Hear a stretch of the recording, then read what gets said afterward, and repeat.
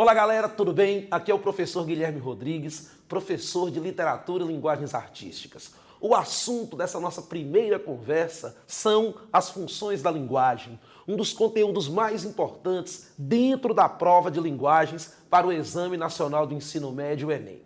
Para entendermos as figuras de linguagem, é preciso, antes de tudo, que nós entendamos que o processo comunicativo, que é a estrutura de relação a que as funções da linguagem se referem, são elementos importantes dentro do processo comunicativo. Sem eles, não há comunicação. Então, antes de entendermos as funções da linguagem, é preciso que nós entendamos os 6 personagens, os 6 agentes, os 6 elementos fundamentais do processo comunicativo.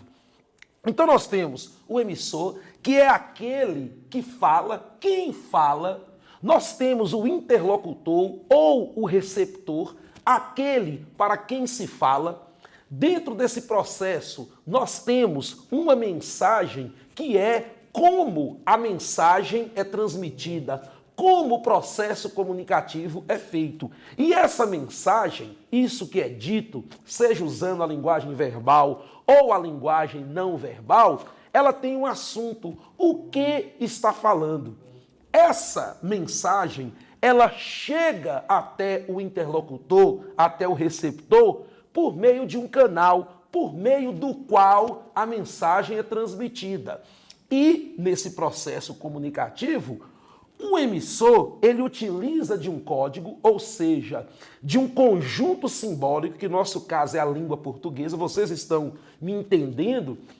Porque, assim como eu, vocês são falantes da língua portuguesa. Portanto, a língua portuguesa é o código com o qual a mensagem é construída. E onde é que entram, então, as funções da linguagem?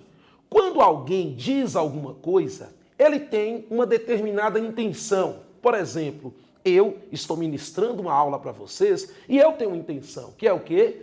Transmitir um conhecimento para vocês. Portanto, a prioridade da minha mensagem é o meu referente. Portanto, o que estudam as funções da linguagem? A que elemento do processo comunicativo eu dou ênfase quando eu enuncio a mensagem? Então, se são 6 elementos do processo comunicativo, nós temos 6 funções da linguagem. Então vamos lá.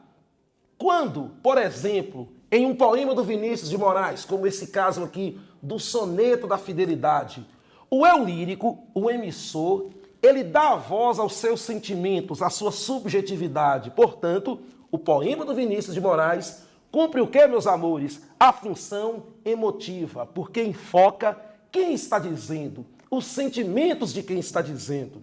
Agora, por exemplo, uma propaganda que diz: vem ser do Prisma. Eu estou focando quem? Eu estou focando você. Portanto, eu quero te convencer, eu quero te converter para as minhas ideias. Eu foco o meu interlocutor. É a função conativa ou apelativa, que reforça o para quem a mensagem é transmitida. Portanto, qualquer propaganda, como a do nosso querido Prisma, vem ser do Prisma, está cumprindo a função conativa ou apelativa. Agora, se eu falo sobre a própria linguagem, sobre a língua, sobre o código que eu estou construindo, nós estamos cumprindo a função metalinguística. Por exemplo, um dicionário cumpre a função metalinguística, porque é o código falando do próprio código.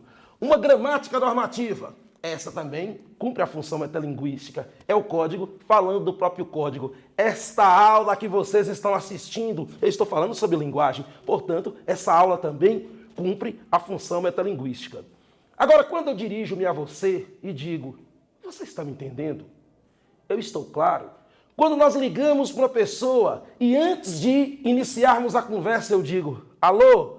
Ou dentro de uma comunicação eu digo: ok, está me ouvindo? O que eu estou fazendo? Eu estou testando o canal, ou seja, eu estou testando o meio através do qual a mensagem é transmitida. Portanto, eu estou cumprindo a função fática.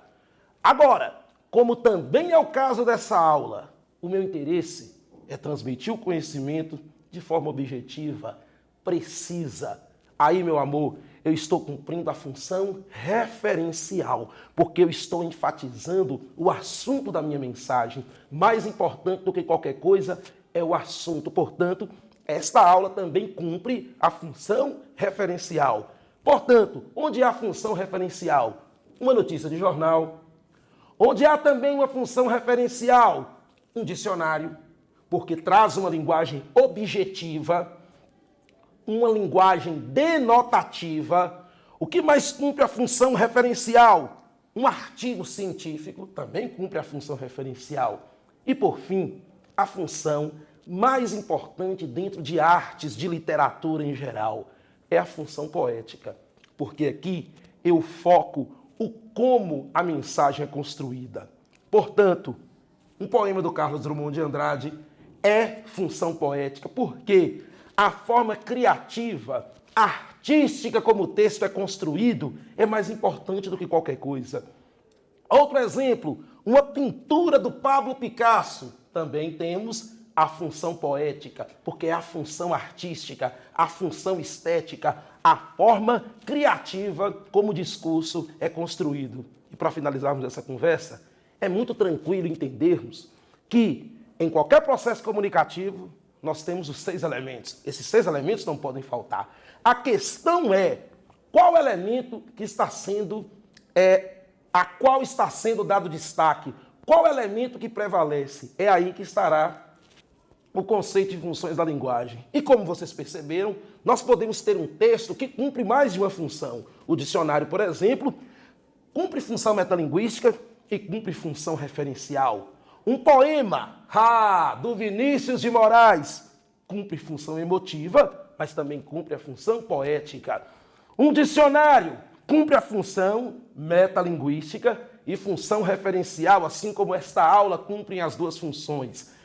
Um poema que fala sobre a própria poesia cumpre a função poética, porque é um texto criativo, e também cumpre a função referencial. Então é isso, espero que a nossa aula tenha sido proveitosa, produtiva e nos vemos na nossa próxima conversa sobre arte, sobre literatura. Um grande abraço, Deus em Cristo abençoe vocês e aqui é Prisma.